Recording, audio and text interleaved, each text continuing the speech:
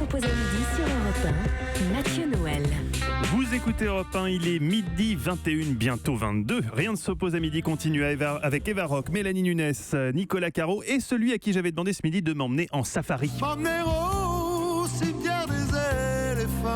Et Guy Carlier, aujourd'hui vous nous parlez justement de cette palpitante compétition qui fait rage au Parti Socialiste pour savoir qui sera le nouveau chef du PS. Oui, après la cruelle désillusion du match d'hier soir, il reste encore au PSG un objectif pour nous faire vibrer cette saison. Il s'agit de la finale de la Coupe de France, c'est le dernier objectif qui opposera donc le club parisien aux Herbiers, club vendéen surnommé le Barça du Bocage, ou bien à Chambly, l'équipe phare du canton Oise Sud, puisque ces deux clubs s'affronteront en demi-finale. Et à l'idée de ce match, ma première pensée à la fin de la rencontre hier soir fut pour les dirigeants qataris qui ont donc balancé 400 millions d'euros pour acheter Neymar et Mbappé afin d'affronter en finale de coupe une équipe dont le gardien est conseiller clientèle au LCL et l'avant-centre responsable de secteur de vente chez Rank Xerox.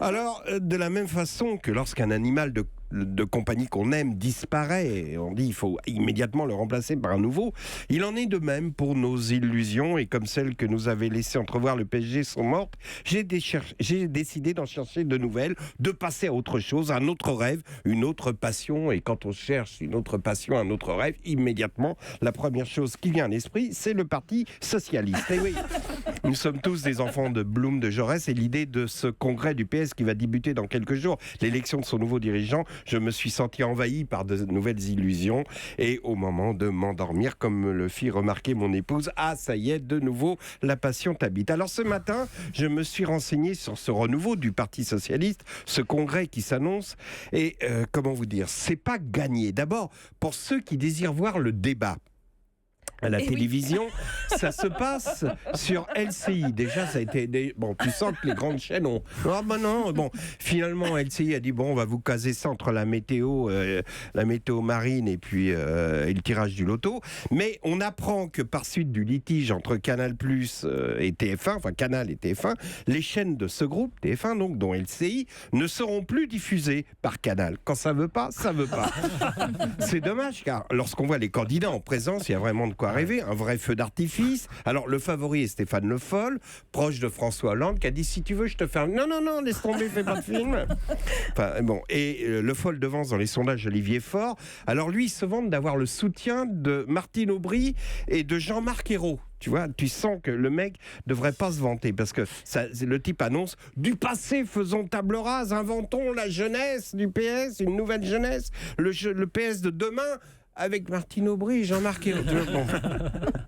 Mais malgré tout, il devance Emmanuel Morel, et il faut dire que lui, comme soutien, il a Marie-Noëlle Lienemann. Tu vois, il arrive au congrès, ah ouais, non, mais moi, il est... Bon, d'accord. On peut pas faire pire. Si, on peut faire pire, car pour finir, tu as Luc Carnouvaz qui se présente, je vous jure que c'est vrai, comme un valsiste repenti. Bonjour, je suis un valsiste repenti. Votez pour moi.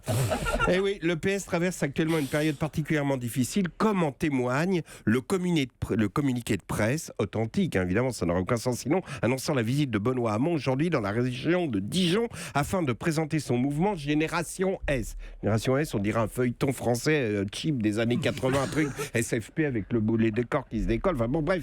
Benoît Hamon annonceur visite dans l'agglomération de Dijon. Voici le programme officiel, vous pouvez le trouver sur Internet. 14h, rencontre avec le comité d'hygiène et de sécurité du centre hospitalier de la Chartreuse dont les salariés réclament plus de moyens. 16h30, Benoît Hamon se rendra à Aubigny-les-Saubernon pour rencontrer Madame Sirugue et la maire de la commune afin d'évoquer le problème du ramassage scolaire. Je vous jure, il terminera cette étourdissante journée par une conférence de presse à Chenauve à 17h30. Écoutez bien, conférence de presse donc à 17h30 au local Chenauve entre vos mains, 12 impasse Prosper Gallois, premier étage. On sent qu'ils ont failli préciser le numéro de la porte, tu sais, comme les marabouts là. Bon.